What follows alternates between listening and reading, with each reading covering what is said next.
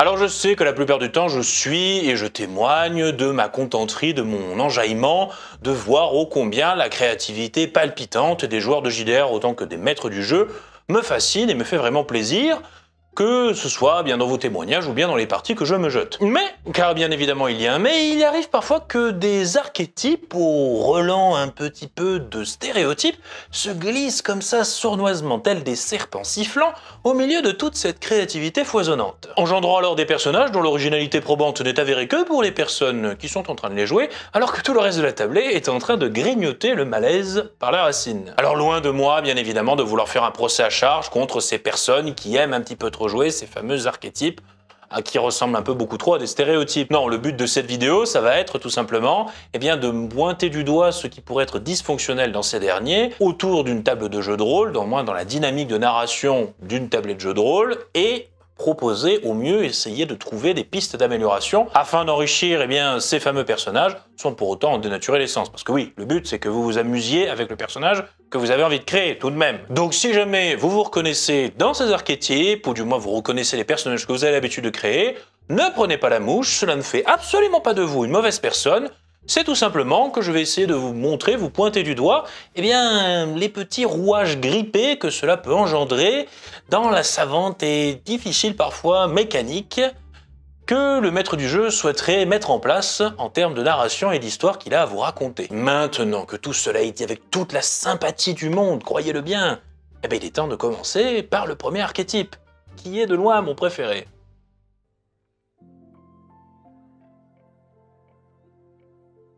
Ah, comme je l'ai dit, mon préféré, toute division confondue. Alors aussi, en Occident, on peut appeler ça un peu Darkor le Sombre, mais j'ai une petite préférence pour Dark Sasuke. Entre parenthèses, oui, Sasuke, c'est pour la blague, hein. Je sais qu'on dit Sasuke.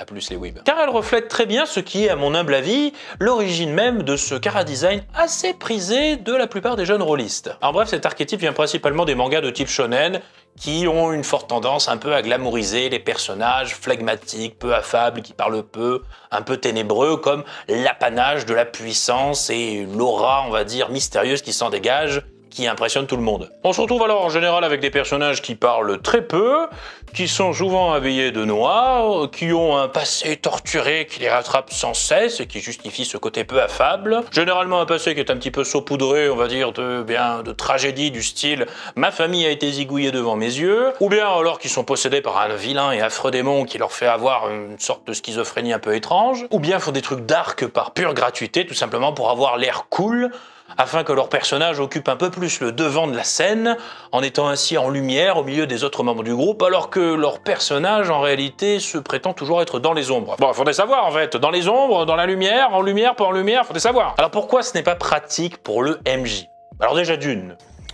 Enfin, frérot, tu es cringe. Bon, celui-là, j'avoue, il est un peu gratuit, mais de deux, ramener un personnage comme ça dans une partie de jeu de rôle, c'est clairement vouloir inconsciemment mettre des bâtons dans les roues à votre cher MJ. Je m'explique rapidement. En réalité, une partie de JDR, c'est un petit peu une sorte de contrat tacite, c'est-à-dire que le MJ va raconter une histoire et les PJ vont, d'un commun accord un peu invisible, aller dans le sens où l'histoire va pouvoir avancer, tout simplement. Car oui, ne vous déplaise, cher joueur, mais l'histoire s'écrit avec ce que vous faites. Et donc proposer un personnage qui ne parle pas, qui ne va pas vers les autres, qui n'est pas coopératif, qui n'a pas envie, tout simplement d'aider quel que ce soit, ou tout simplement, en fait, au fond, qui n'a pas juste envie que l'histoire avance, oui, c'est aller un peu à l'encontre de ce que le MJ essaye de vous proposer en termes de narration, et de freiner inconsciemment des deux pieds dans l'histoire qu'il veut vous raconter. Que bon, oui, il y a peut-être des fois un truc qu'il faut se rappeler, vous n'êtes pas tout seul autour de la table. Oui, je comprends, vous ne pensez pas forcément à mal en proposant ce type de personnage. Mais essayez quand même d'avoir une attention particulière au fait de ne pas être tout simplement le boulet que va devoir se traîner le MJ ou même le groupe tout au long de l'aventure et de la narration, en essayant tout simplement de passer un petit peu au-delà dans des moments un petit peu simples, de passer au-delà de votre roleplay peu affable et qui en fait se retrouve bloquant à plein de niveaux, alors là où normalement ça aurait dû être fluide, tout simplement parce que vous avez envie de jouer un personnage que vous pensez cool, alors que c'est pas trop le cas. Donc oui, facilitez entre guillemets un tant soit peu le travail de votre MJ, car je rappelle que lui aussi, il est là pour s'amuser. Bon, ok, très bien, vous aimez jouer les personnages un petit peu edgy. Je vais pas vous dire de changer de préférence, loin de là. Mais comprenez bien qu'il y a peut-être 2-3 éléments que l'on peut améliorer. Et cela dans le but que tout le monde autour de la table, vous y compris, y trouve son compte. Déjà une chose universelle qui est à peu près valable pour tout ce que vous souhaiteriez faire en jeu de rôle, posez-vous la question avant de faire quoi que ce soit ou d'ajouter du coup un élément de background à votre personnage dans le cas présent, est-ce que cela va se révéler bloquant pour le reste du groupe? En gros, est-ce que cela va entraver la dynamique de groupe, le jeu, la narration qui s'installe autour de la tablée? Et cela dans le but tout simplement de s'assurer de pouvoir rester dans cette idée de créativité participative qu'est une aventure de jeu de rôle. Ensuite, sur le principe même du personnage, essayez dans un premier temps de lui trouver de réelles lacunes. Pas le fameux un sens de l'orientation douteux. Par pitié, je l'ai déjà trop vu celui-là. Car après tout, personne n'est parfait. Et de préférence des lacunes que les autres membres du groupe seraient plus à même de combler de par leur chara-design. De ce fait, cela permettra, qui plus est, d'ouvrir la voie au second conseil que je peux donner pour améliorer cet archétype, celui de laisser la porte ouverte au changement. En effet, votre personnage peut être peu affable, torturé par son passé, menant une vie de solitaire, remplie de ténèbres, etc., etc. Et si la lumière ne venait pas des autres, en fait? Laissez votre personnage s'ouvrir petit à petit aux autres membres du groupe. Laissez-le être impressionné par les actes des uns, ému par les attentions des autres, ou bien admiratif devant les décisions de certains. En bref, voyez votre personnage comme une part intégrante de l'aventure que l'on écrit à plusieurs autour de la table, avec ses évolutions, ses changements et ses transformations. Vous verrez alors qu'en plus d'être plus inscrit dans une dynamique de groupe, votre personnage sera plus intégré dans l'aventure de par le fait que cette dernière fait partie de lui désormais, ce qui ne le rendra, au final, qu'encore plus vivant.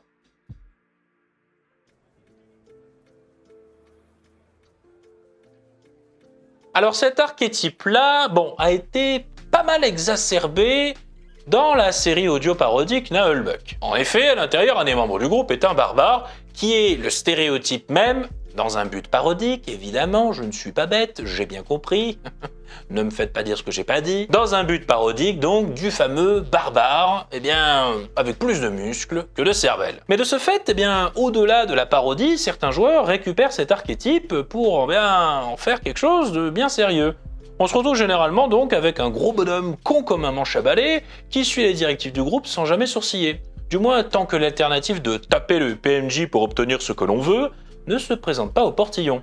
En général, le joueur derrière cet archétype aime bien la bagarre et saute de joie quand il voit se profiler à l'horizon une phase de tabletop quelle qu'elle soit. En bref, un gentil gros Bill qui cache derrière la prétendue imbécilité de son personnage une envie de confort, à ne pas trop réfléchir lors des phases de roleplay et une préférence de jeu gravitant un peu trop autour des phases de combat. Alors au-delà de l'aspect potentiellement comique du personnage qui, dans des phases de roleplay éparses, pourra amener des situations un peu ubuesques de par le fait qu'il est vraiment pas intelligent et que cela peut créer une sorte de déphasage avec certains PNJ ou lors de conversations assez importantes dans la suite de l'aventure. Bref, tout ça qui fera un peu marrer tous les gens autour de la table. Au-delà de ça, donc, il faut bien comprendre que le JDR ne se limite pas qu'aux phases tabletop. Parce que sinon, ce serait tout simplement du wargaming et plus du jeu de rôle. Certes, je comprends tout à fait que ces phases tabletop de combat soient un petit peu plus au goût de certains. Tout simplement parce que déjà de 1, elles sont plus palpitantes, c'est là un peu où on peut se lâcher, on va dire, on peut laisser son personnage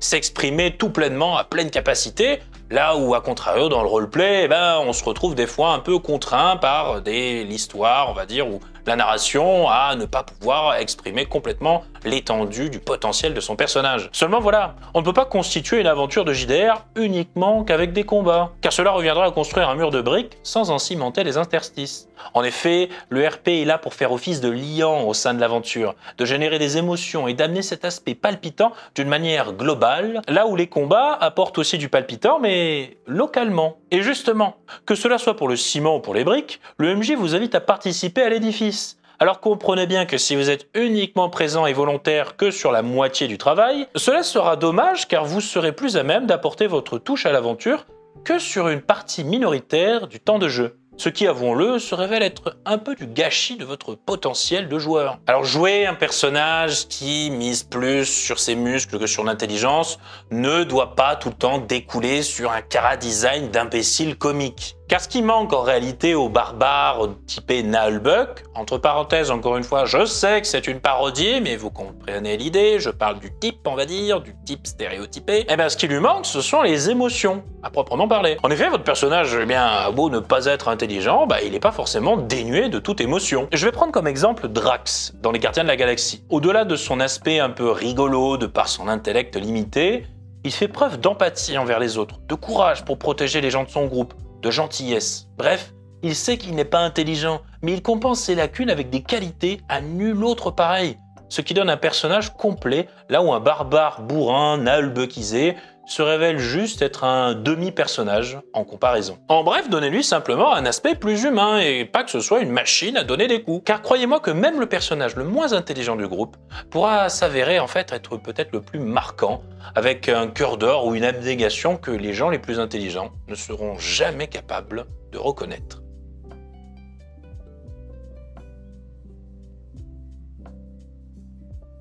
Alors celui-là, il puise un peu ses racines à la fois en Occident et un petit peu aussi dans les mangas. Du côté du Japon, on a un petit peu ce côté où on a un peu glamourisé les personnages avec des troubles mentaux, comme, on va dire, un élément inhérent à leur puissance, ou du moins les capacités qu'ils peuvent débloquer, ou alors tout simplement pour les transformer, on va dire, en anti-héros avec une part sombre qui laisse s'exprimer de manière un petit peu trop probante par moment. Ou bien dans des œuvres plus occidentales où l'on dresse le portrait de psychopathes comme le noir apanage de l'intelligence parfaite, le mastermind comme on dit. Bref, ce qui se traduit en JDR par des personnages volontairement instables, dont la nature de l'instabilité est justifiée par soit la folie, la drogue, la possession ou autre et tutti quanti, ou alors simplement la fameuse justification floue du « oui mais c'est dans la nature de mon personnage de faire des choses méchantes et hors de la morale ». Voilà, alors du coup c'est bien beau tout ça, mais pourquoi c'est pas pratique du tout pour le MJ? Alors je ne vais pas répéter ce que j'ai dit dans la vidéo où je parle de la folie, de la gestion de la folie en jeu de rôle, vous trouverez cette vidéo dans la description, mais quand même pour aller dans la continuité de mon propos, je trouve que glamouriser la folie en JDR, et encore plus dans la création de personnages,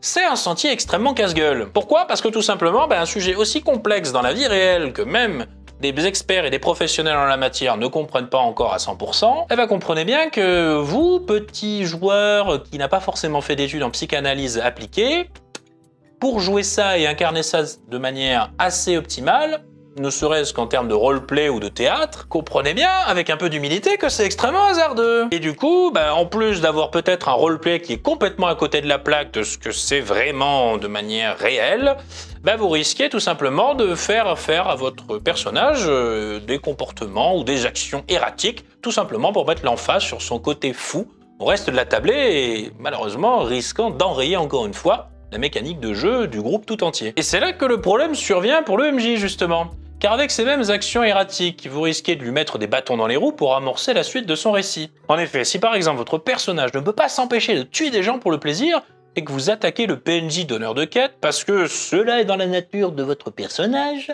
comprenez bien que vous risquez fort de ralentir la séance parce qu'il va falloir que le MJ, ainsi que le groupe, trouve un moyen de désamorcer une situation qui normalement aurait dû découler vers la suite du scénario. De ce fait, là où vous pensez avoir créé du jeu avec votre action, vous n'avez fait que tirer sur la corde de la cohérence tacite induite dans un groupe de joueurs. Qu'est-ce que je veux dire par là? À mon sens, dans une partie de jeu de rôle, il y a justement une sorte de cohérence tacite qui s'instaure au sein d'un groupe. Cela veut dire que, pour les besoins de l'histoire, les personnages vont essayer de s'entendre et d'œuvrer de concert. Car il faut avouer que vous êtes, entre guillemets, obligé de jouer avec les personnages des autres. Donc il faut parvenir à garder une cohérence quant au pourquoi du comment les 10 personnages restent encore ensemble au cours de cette aventure.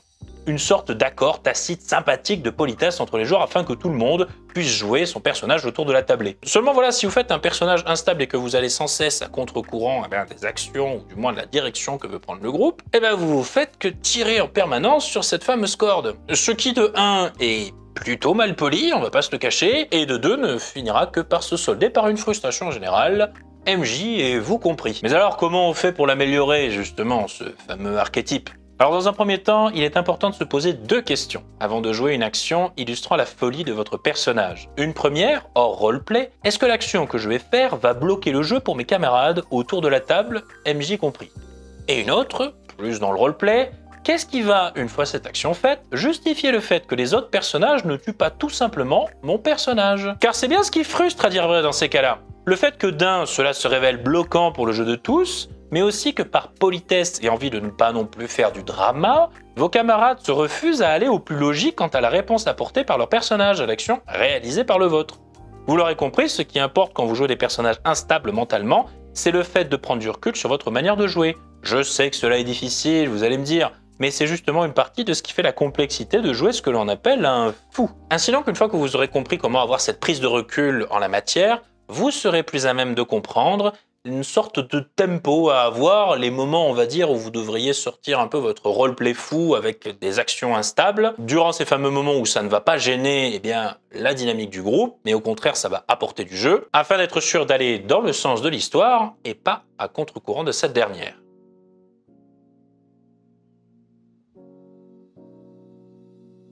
Alors oui, je sais bien, des archétypes clichés, il y en a plein d'autres, évidemment.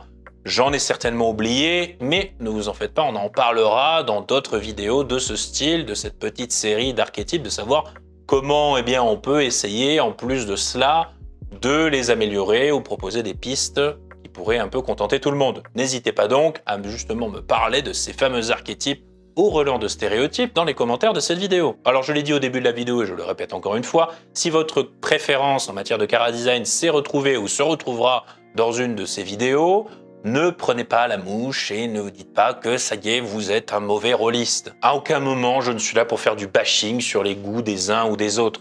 C'est juste arriver à faire comprendre que l'on est dans une dimension communautaire au sein du jeu de rôle et que tout le monde est là pour s'amuser et que des fois, avec des chara-design, avec des archétypes un peu trop stéréotypés de ce style-là, l'élément dysfonctionnel, c'est que l'on a un peu des œillères et l'on pense vraiment qu'à soi, sans vraiment s'ouvrir aux autres, et du coup, le MJ se retrouve là à devoir gérer des gens qui se frustrent les uns les autres, et au final, ça finit par le frustrer lui-même. Donc oui, essayez d'appliquer un petit peu doucement, tranquillement, ces petits conseils, afin d'enrichir et d'adapter votre personnage plus dans une dynamique de groupe que bien quelque chose purement et simplement en solitaire. Mais bien évidemment, tout en essayant tout de même de garder l'idée de base, sans la dénaturer complètement, parce que cela reste votre plaisir. Et oui, je le répéterai jamais assez, le jeu de rôle, ça reste avant tout une histoire de plaisir. De ce fait, si vous aimez jouer des Dark Sasuke, des barbares bourrins ou des psychopathes intenables, eh bien jouez-les, si cela vous fait vraiment envie. Veillez juste tout simplement à ne pas oublier une chose très importante.